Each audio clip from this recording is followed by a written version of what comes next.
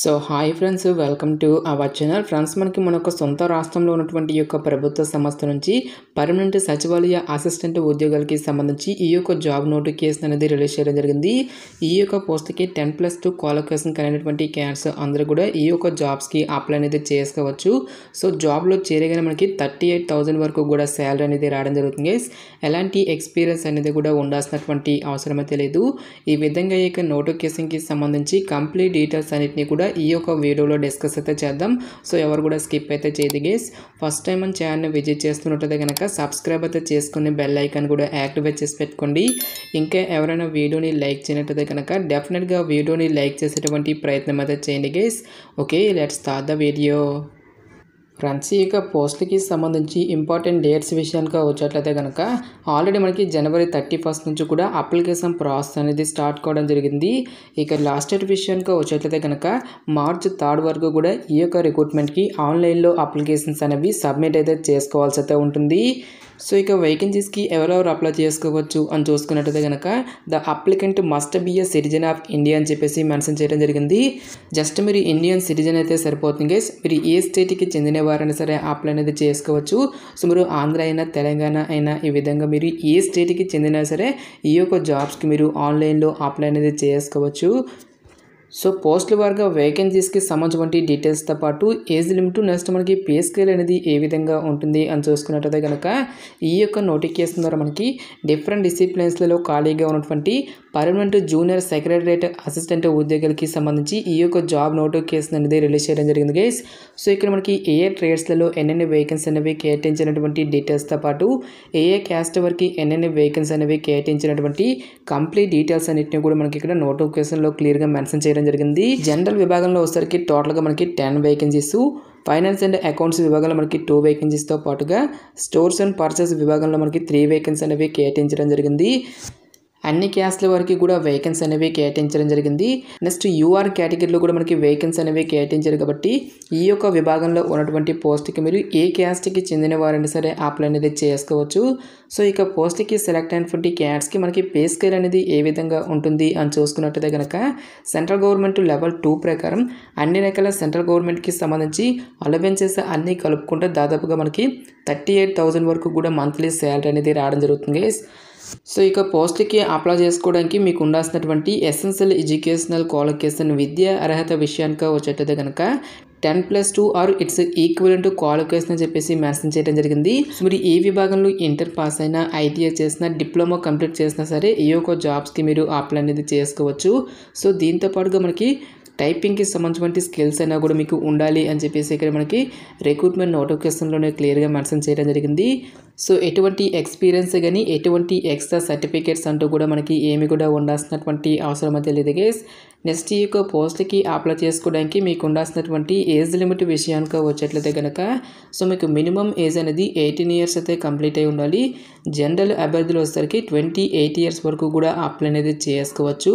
Next మనకి caste వరకు కూడా ఏజ్ రిలాక్సేషన్స్ అనేవి ఉంటాయి కాబట్టి ఓబీసీ క్యాన్స్ వచ్చేసరికి 31 ఇయర్స్ వరకు, ఎస్సీ ఎస్టీ క్యాన్స్ వచ్చేసరికి 33 ఇయర్స్ వరకు, నెక్స్ట్ పీడబ్ల్యూడీ క్యాన్స్ వచ్చేసరికి 38 ఇయర్స్ వరకు కూడా అప్లై చేసుకోవడానికి ఛాన్స్ అనేది కల్పిస్తూ ఉన్నారు. నెక్స్ట్ ఈ యొక్క పోస్ట్కి సంబంధించి అప్లికేషన్ ప్రాసెస్ విషయానికి వచ్చేట్లయితే కనుక ఓన్లీ ఆన్లైన్లోనే అప్లై చేసుకోవాల్సి అయితే ఉంటుంది. సో ఇక అప్లై లింక్స్ అన్నిటినీ కూడా వీడియో డిస్క్రిప్షన్లోను కామెంట్ సెక్షన్లో అయితే ప్రొవైడ్ అయితే చేస్తాం గైస్. నెక్స్ట్ ఈ యొక్క పోస్ట్కి సంబంధించి అప్లికేషన్ ఫీజు విషయానికి వచ్చేట్లయితే కనుక ఎస్సీ ఎస్టీ పీడబ్ల్యూడీ క్యాండిడేట్స్తో పాటు women candidates, next ex service men candidates ఎవరైతే ఉంటారో ఈ యొక్క క్యాండిడేట్స్ ఎటువంటి అప్లికేషన్ ఫీజు అనేది కూడా పే చేయాల్సినటువంటి అవసరం అయితే లేదు. ఈ యొక్క క్యాండిడేట్స్ అందరూ కూడా ఫ్రీగా అప్లై అనేది చేసుకోవచ్చు గైస్. సో రిమైనింగ్ కేటగిరీకి చెందినటువంటి క్యాండిడేట్స్ అందరూ కూడా 500 రూపీస్ అప్లికేషన్ ఫీజు అనేది మీరు ఆన్లైన్లో పే చేయాల్సి అయితే ఉంటుంది.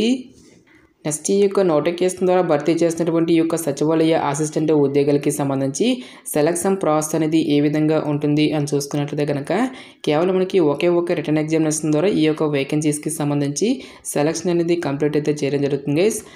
సో అన్ని డిసిప్లిన్స్లలో ఉన్నటువంటి పోస్టులు అన్నిటికీ కూడా మనకి ఒకే రకమైనటువంటి సిలబస్ అనేది మెన్షన్ చేయడం జరిగింది. ఓన్లీ ఇంగ్లీష్ అండ్ హిందీ లాంగ్వేజ్లో మాత్రమే మనకి ఈ యొక్క క్వశ్చన్స్ అనేవి రావడం జరుగుతుంది. ఓఎంఆర్ బేస్డ్ కానీ లేదంటే కంప్యూటర్ బేస్డ్ విధానంలో ఈ యొక్క ఎగ్జామినేషన్ అనేది కండక్ట్ చేసేటువంటి ఛాన్స్ అనేది ఉంటుంది. ఇంటర్మీడియట్ లెవెల్లో టోటల్గా మనకి 200 మల్టిపుల్ చాయిస్ క్వశ్చన్స్ అనేవి అడగడం జరుగుతుంది. 2.5 hours పాటు కూడా మనకి ఈ యొక్క ఎగ్జామినేషన్ అనేది కండక్ట్ చేయడం జరుగుతుంది. సో ఇక ఎగ్జామినేషన్లో మనకి టోటల్గా 2 పేపర్స్గా మళ్ళీ డివైడ్ అయితే చేయడం జరిగింది. పేపర్ 1 వచ్చేసరికి టోటల్గా మనకి 90 minutes పాటు కూడా కండక్ట్ చేయడం జరుగుతుంది. పేపర్ 1లో మనకి మెంటల్ ఎబిలిటీ టెస్ట్ అనేది ఉంటుంది. టోటల్గా మనకి 100 మల్టిపుల్ చాయిస్ క్వశ్చన్స్ అనేవి అడగడం జరుగుతుంది. 200 మార్క్స్. ఈచ్ వన్ కరెక్ట్ ఆన్సర్కి మనకి ఇక్కడ 2 మార్క్స్ అనేవి కేటాయిస్తారు. ఎటువంటి నెగిటివ్ మార్కింగ్ అంటూ కూడా మనకి ఏమీ కూడా ఉండదు గైస్.